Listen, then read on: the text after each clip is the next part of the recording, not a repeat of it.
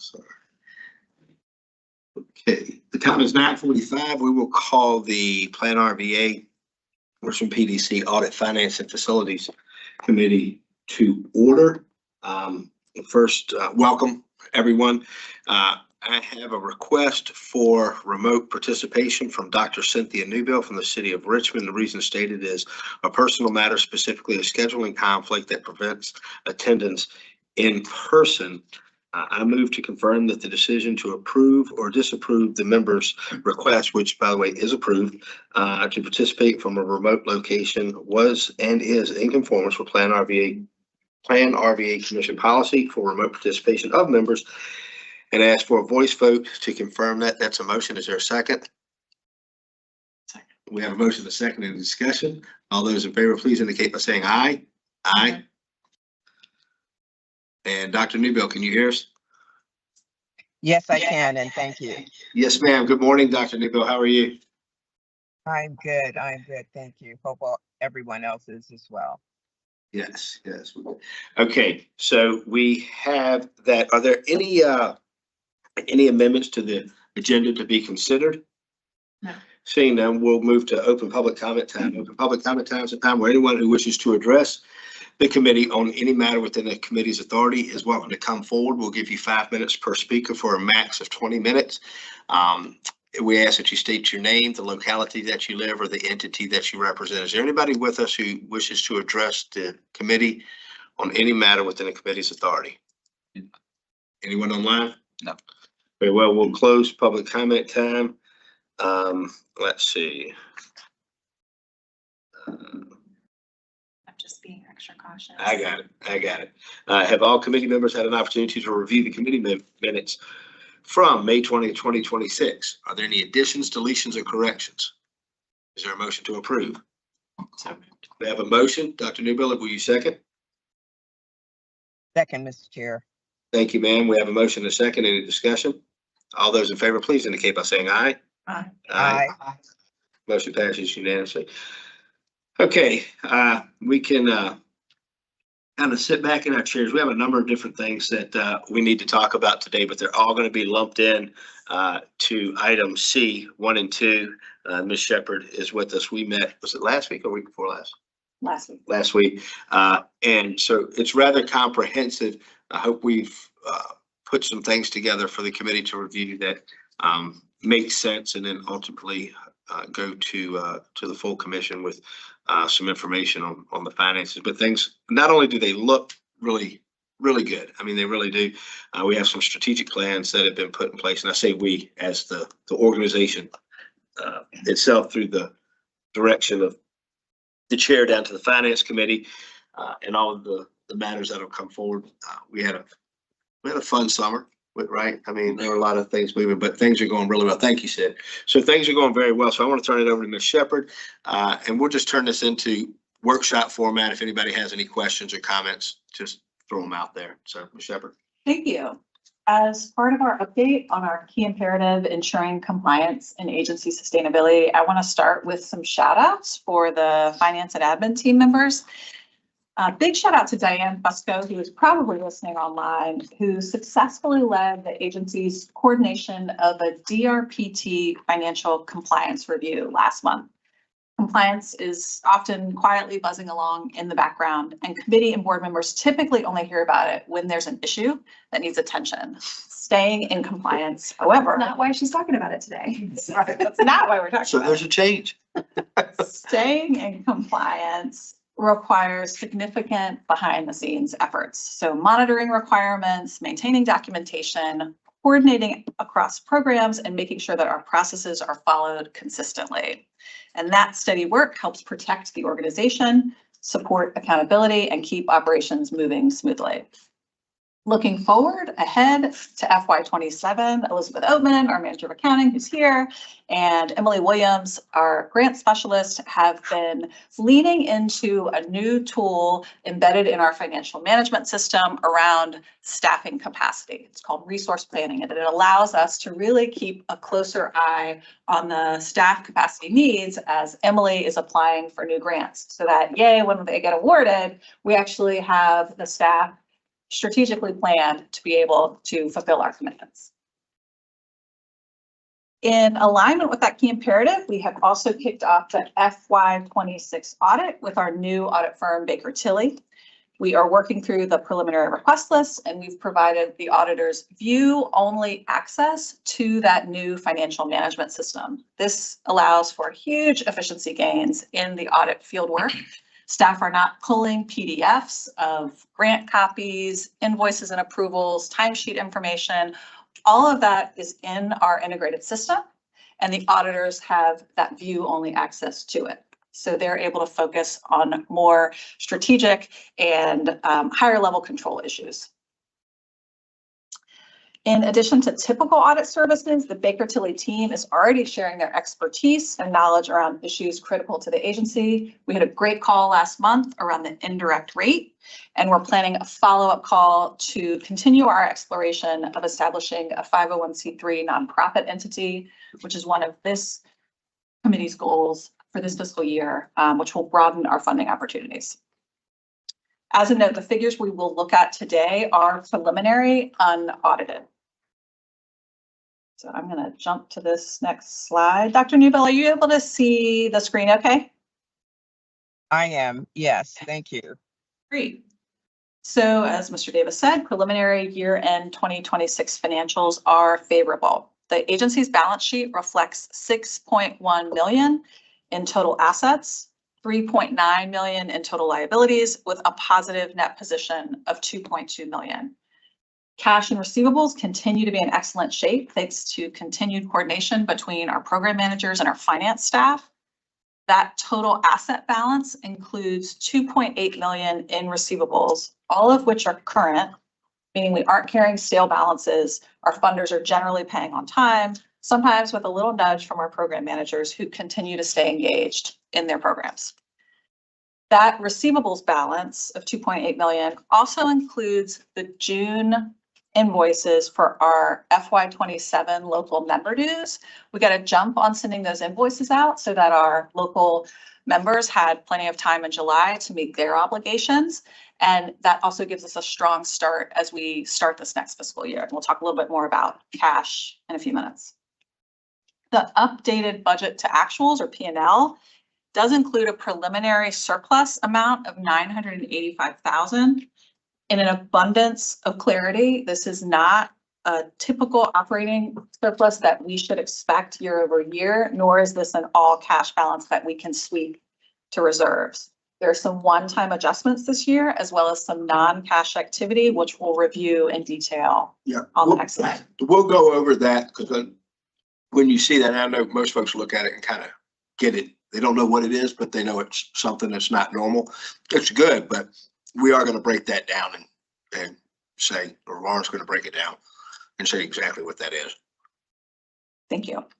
So overall revenues are $7.5 million, or 56% above budget, primarily due to some additional grants that were awarded after the budget was approved, some presentation changes around the CBTA exclusive staff, which we discussed earlier in the year, and then the prior year cost recovery or remuneration from CBTA.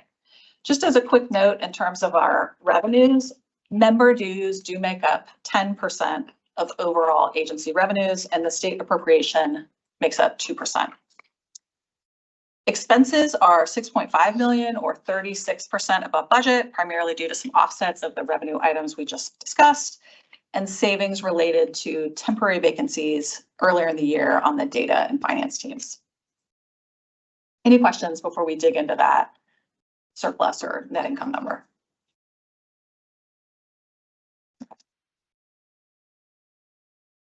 So again, there's a one-time adjustment and some non-cash activity here. So that one-time adjustment relates to the prior year CBTA cost recovery or remuneration, as discussed in our last meeting. So this $434,000 is the amount related to fiscal years FY23 through 25 activity. Going forward in FY27 and in close collaboration with our CBTA partners, we anticipate regular and consistent annual cost recovery amount for those services. That will smooth out. Any questions on that piece? Okay, an additional 155,000 is related to certain accounting revenue recognition rules and timing, things like depreciation expense on fixed assets and other non-cash items like pension gains and losses and interest expense on the building lease, which is recorded on our balance sheet in alignment with accounting guidance.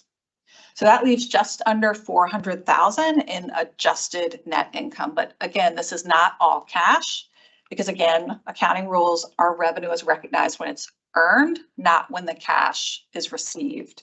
So when the labor hours are worked, and a portion of that adjusted net income is part of that receivables balance, which we expect to turn over fairly quickly. Up until literally this month, we have needed at least a quarter's worth of cash or working capital to float the next quarter's payroll, benefits, vendor invoices. As planned and as reported to this committee, we are starting monthly invoicing of those large transportation grants.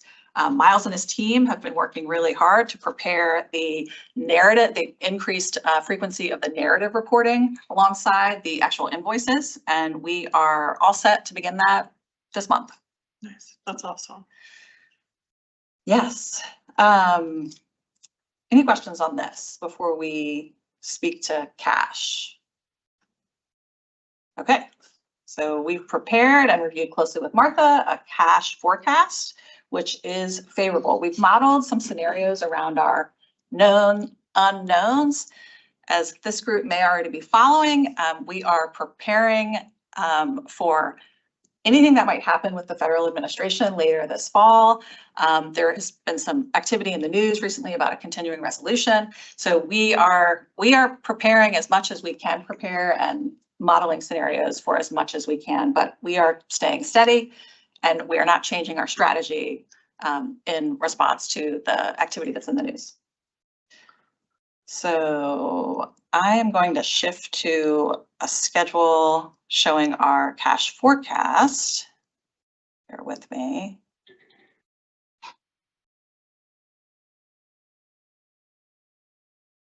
And so with our new financial management system, we have really good tools to be able to assess the kind of risk that might come up in the possibility of a federal shutdown. Let me see my screen. Okay. Make that a little bigger.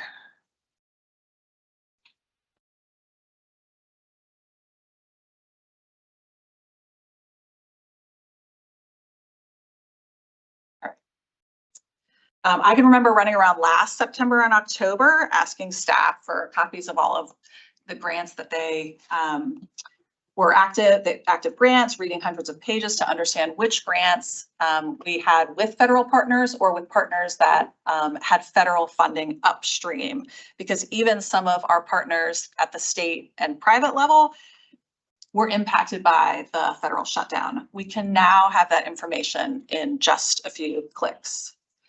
So we will need to wait until those audited financials are final before we can think about potential transfers of cash to reserves. But looking at this model briefly, we did model out what of our funding has potential federal upstream. So anything in green, we feel pretty confident about. Anything in pink or red is where there are potential federal dollars involved. And so we're able to quickly pivot if needed, if some of those dollars become at risk. The chart I'm showing right now has no transfer to reserves, and you can see we're pretty solid throughout the fiscal year all the way to July in terms of our cash balances. We forecasted out a potential transfer of some of those prior year cost recovery or remuneration amounts from CBTA. We looked at pushing those out in the January to April timeline. So I'm about to switch to another chart, a version of the scenario planning if we were to move that 434,000 later in the fiscal year. You can see we're still very much cash positive, but we will be, if our known unknowns pan out and the risk of the federal shutdown clears, we would likely come back to the committee and the commission later this calendar year to propose a potential transfer. Right. Does that make, okay. Does that make sense, Dr. Newbill? It does, yes, Okay. thank you. Thank you, ma'am. And so if we were to move forward with that transfer, quick snapshot on our balances, what's currently in that reserve balance is 126,000. That potential transfer amount of 434,000 would bring us to a balance later in the spring of 560,000, which is very close to our goal that we had set with the full commission around 3 months of core operating expenses in cash by December 2027. Early, if I can say. That would be, yes, that would be early. That's thanks to our chair's leadership. Yeah. There's been a lot of work. I mean, the team, y'all have done a great job, and you know, we were still kind of trying to figure out what we were going to do with grants, and then put some measures in place there. You don't have any forecasting models. I mean, I think the only thing you probably forecast out of DC is continuing resolutions. I mean, you kind of know that's how the government's going to run. I don't think that changes. And then we had the matter with CVTA. So there's been a lot of work that has gone into this, but I do think we as an organization have kind of smoothed out the road a little bit. You know, I mean, it's still going to be bumpy because that's just the nature of the roads we travel. But what we could do here, so a lot of credit to the team who's here every day. But I hope this makes sense and has some consistency to it, and you know, on the thought process of why we're going this way. I don't know. That, to me, it seemed to make a lot of sense, but I know I tend to agree with myself quite a bit too. So, In this case, Mr. Chair, I agree with you. I so appreciate the strategic intentionality and looking prospectively and anticipating what might happen from the federal level and really positioning the organization to be able to weather the storm. So this is great work. thanks, Doc. Those are all my prepared materials, so happy to open it up for discussion or any other questions. If you'll scroll up on that, we wanted to be very clear with the cash forecast with the 434. I just wanted to ask this group here, how we have this laid out from Finance Committee, do you think when we take this to the full commission that this will make as much sense to them as it appears to be making sense to us? I think it will. Okay. Madam Chair. I mean, it's pretty straightforward. So. I think so. I agree with both of you. I was just trying to think of any way that the person with the least background knowledge in the room could understand it. Yeah. And I think it's very simple. Okay, good. Yeah, because last thing I wanted to do is see that come in, and then all of a sudden somebody says, well, what could that be used for, or should we do it here then? And it's kind of like, We have the plan for it. That's it. Yeah. I want to say it respectfully, but yeah, we've already got the plan for it. Yeah. All right. All right. Thank you, Ms. Shepherd. Sure, thank you. What else you got for us? We have our next meeting scheduled for October 21st. We have not, and that's actually the meeting that will review the audit with the committee. We do not have other meetings scheduled yet for the rest of the fiscal year, so we'll need to put those on the calendar. We'll float some dates with this group. Do we want to do a year end? So we'll do October. Do we want to do something kind of calendar year end meeting, you know, likely early? I wouldn't think we'd want to go past the second week of December. But you know, if we go to October, we're going to be, you know, 5 weeks after that. But any desire to have a calendar year end, even just a call, maybe virtual? I think that'd be a good idea. Okay. Would you do that, Ms. Shepherd? Because one of the things I I struggle, concur. Okay. I struggle with calendar year, fiscal year, federal fiscal year, just right sizing all of that to like what's actually going on. So this would be helpful to me. Okay, well, let's do that. Maybe December gets Sure. so jammed with a lot of the policymakers' schedules. So, okay, perfect. Does the 21st continue to work for everybody on October? At least it does now. At this point, yes. Yeah, that's what I said too. At this point, everything works. We'll push the invite out to folks' calendars like in the next few days. Okay. So that it's there, and then if something comes up for any of you that conflicts, just let us know and we can accommodate a reschedule working with the chair. Thank you. Yeah, and I shared Reverend Cooper's update about his attendance today with Mr. Davis, so I know Lauren's already got it intended to connect with him next week when he's back available. Well, thank you. Anything from staff? Can I say Sure. just a couple things? Not to belabor the meeting, but I do want to just acknowledge the work of Lauren and Elizabeth and Diane and Jenny for what they have done. The financial system migration has really proven to be an incredible tool for us. And, you know, at the risk of using metaphors that sound a little scary, you know, you were talking a little bit about like the road's still bumpy because those are factors outside of our control. But I feel like we're operating a vehicle that has, we were saying last week, like reader instruments now, like we have a fuel gauge and we have a gear shift. And I think Lauren was using sort of, I mean, you know, I don't want to in any way come across as critical of where we've been, because it's all been sort of effort of moving forward. But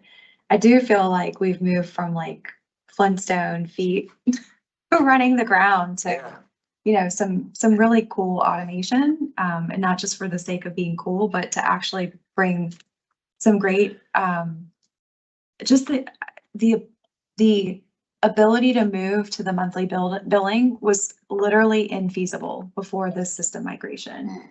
And the ability for the level of projections and forecasting and real-time assessment of what's happening with our resources,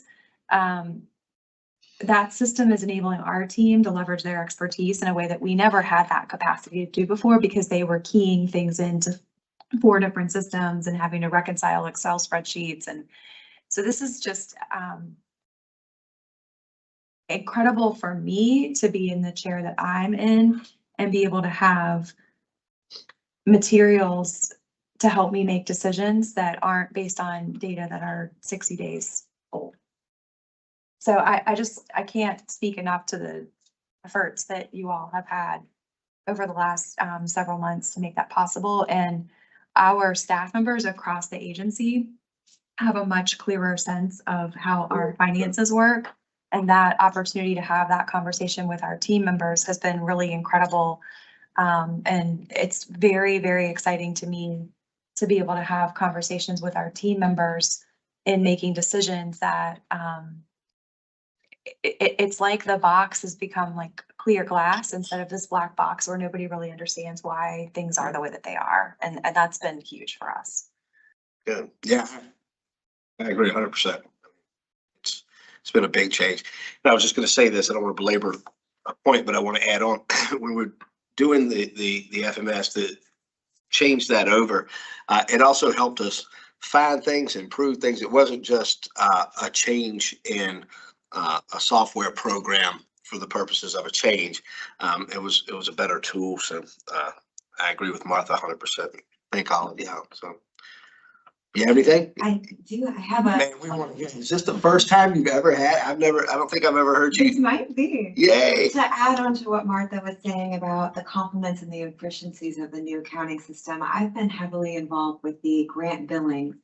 And so after we've closed our books at June 30th, the end of our 4th quarter, there's a report in the new system that maps every expense to all of our grants. And I'm able to see what has been left unbilled. And so I've been going through grant by grant and making sure all of our appropriate expenses are going to our customer to be billed as receivables, so then they turn into cash. And so it's all very automated, so you can see what has been billed to date, what is left unbilled, and it's all very well ordered and efficient and automated. So it really does have a lot of transparency and line of sight of costs to bill to really turn that into cash. That's awesome. Yeah, that's a great example. So, sheet. All right, well, if we have nothing else, anything for committee members? What do you got to say? Dr. Newell might have had something to. Oh, go ahead. Yes, ma'am, Dr. Nebo. I just wanted to compliment the staff and Lauren, and I mean, this seems like such a different, significantly different place that we are positioned. I love having the reserve for contingency. Just the thoughtfulness, the implementation of the software. I thank you. I just wanted to commend staff, and it feels like we are better positioned to be responsive to whatever comes. I concur. Thank you. Anything else? Chair Stewart. No, I'm good. It's 10:11. We are adjourned. Thank you. Thank you all. Thanks, Dr. Newell. you. Have a good day. Thank you, Thank Dr. you. You all too. Thank you, Ms. Stewart. I think you're in the running.